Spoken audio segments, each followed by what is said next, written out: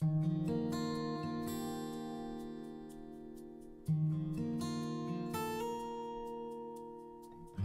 the faint light of the attic, an old man, tall and stooped, bent his great frame and made his way to a stack of boxes that sat near one of the little half windows.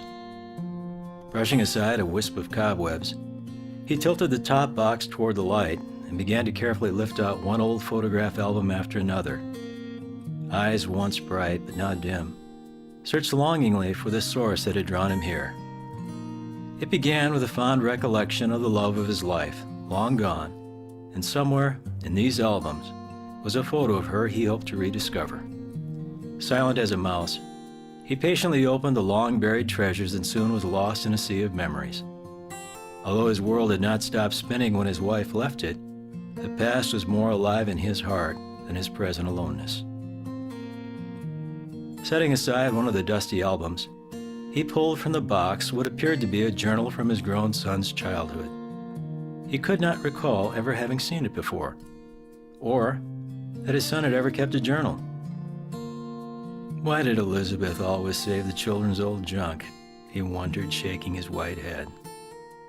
Opening the yellowed pages, he glanced over his short reading and his lips curved in an unconscious smile. Even his eyes brightened as he read the words that spoke clear and sweet to his soul.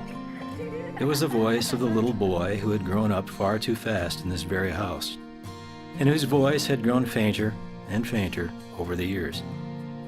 In the utter silence of the attic, the words of a guileless 6-year-old worked their magic and carried the old man back to a time almost totally forgotten.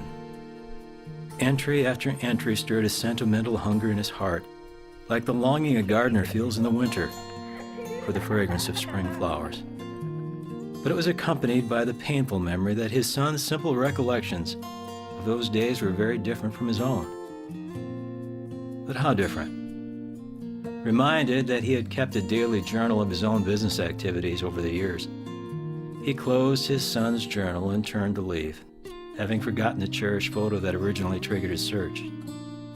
Hunched over to keep from bumping his head on the rafters, the old man stepped to the wooden stairway and made his descent, then headed down a carpeted stairway that led to the den.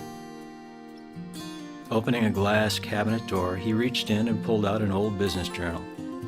Turning, he sat down at his desk and placed the two journals beside each other.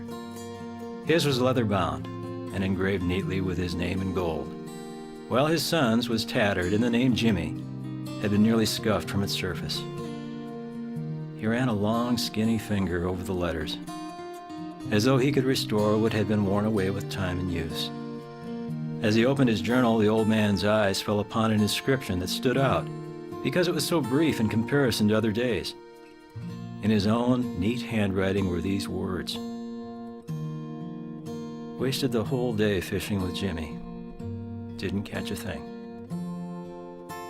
With a deep sigh and a shaking hand, he took Jimmy's journal and found the boy's entry for the same day, June 4. Large, scrawling letters pressed deeply into the paper read, "Went fishing with my dad. Best day of my life."